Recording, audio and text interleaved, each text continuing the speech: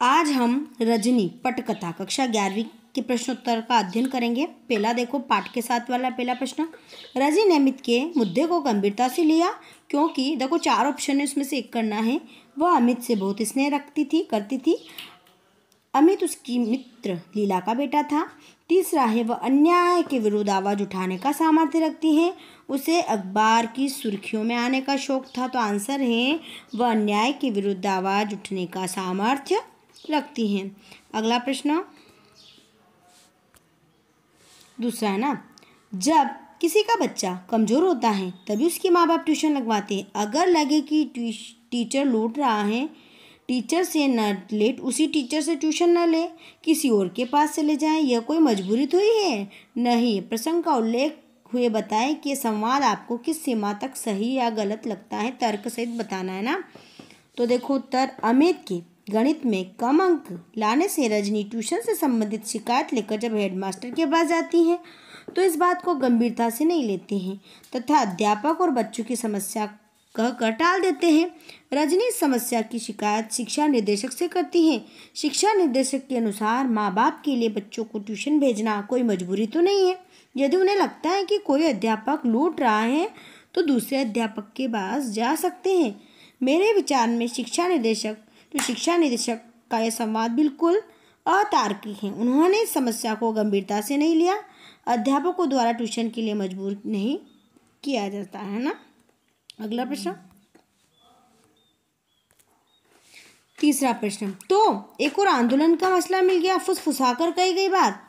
यह प्रसंग किसने कहा, किसने किस प्रसंग में ऐसा कहा है। देखो, यह बात रजनी के पति उस समय की कही थी जब रजनी ने अध्यापकों द्वारा मनमाने ढंग से ट्यूशन लेने के विरुद्ध मीटिंग के दौरान भाषण देने के दौरान यह बताया था कि कुछ अध्यापकों को कम वेतन देकर अधिक वेतन पर हस्ताक्षर करवाए जाते हैं। ऐसे अध्यापकों से अनुरोध है कि वह संगठित होकर आंदोलन करें, इस अन्याय का पर्दाफाश करें।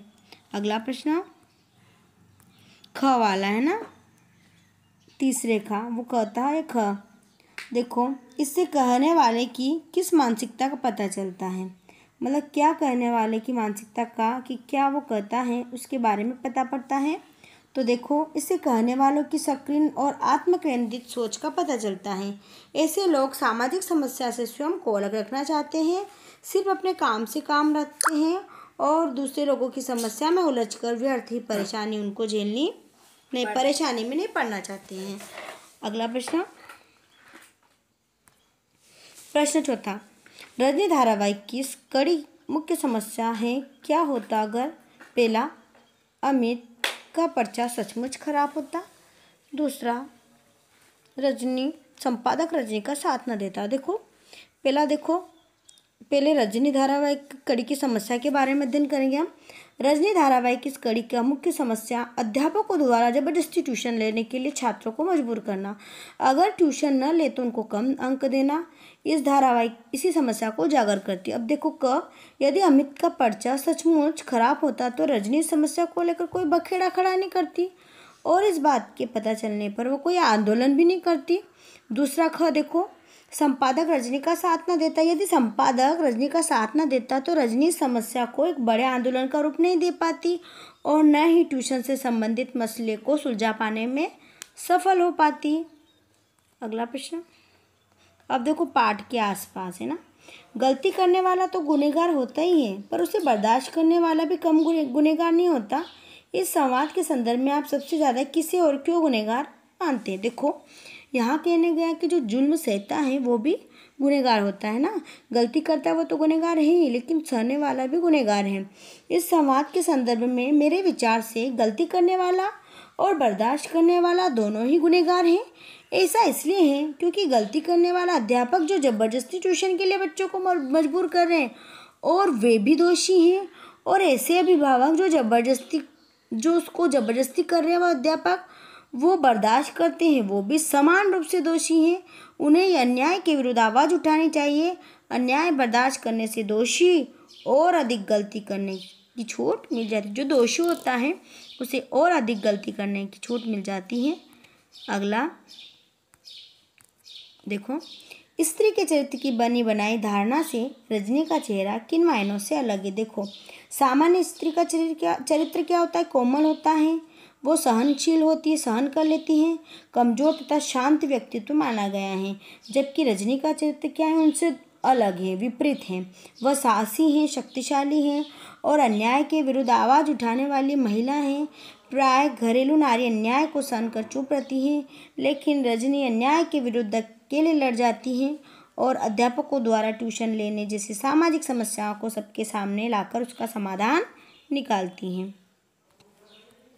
अगला है ना, पाठ के अंत में मीटिंग के स्थान पर वितरण कोष्ठक में दिया गया यदि इसी दृश्य को फिल्माया जाए तो कौन कौन से निर्देश देंगे। देखो, इसमें क्या बताया गया, यदि किसी दृश्य को फिल्माया जाए तो निम्नलिखित निर्देश देंगे। मीटिंग के अनुरूप तैयार किया गया मंच बैनर होगा, लोगों में उत्साह लाना, रजनी का मंच पर भाषण देना।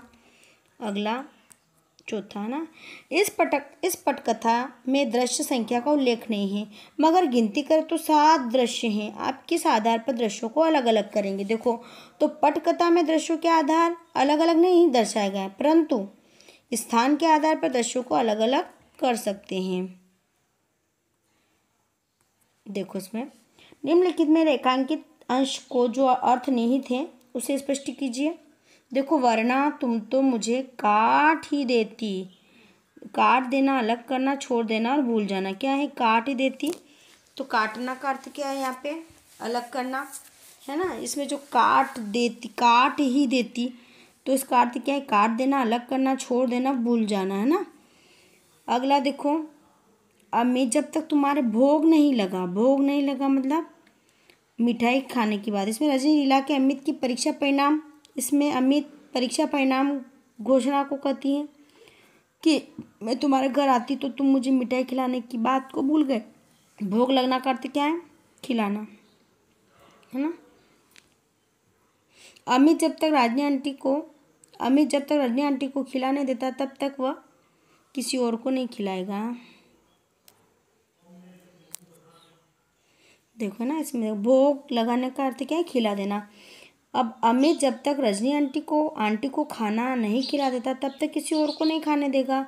देखो, अभी पहले का क्या है, काट लेना मतलब अलग करना, छोड़ देना। रजनी लीला से अमित की परीक्षा परिणाम घोषणा को लेकर कहती हैं कि मैं तुम्हारे घर ना आती तो तुम मुझे मिठाई खिलाने की बात तो भूल जाती।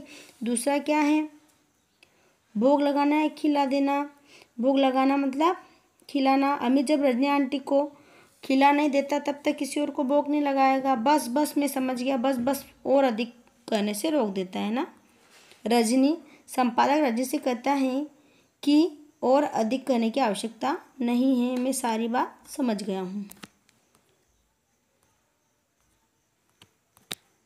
धन्यवाद। सभी चैनल को लाइक करें, सब्सक्राइब करें और पाठ को भी अच्छे से लिखें। धन्यवाद।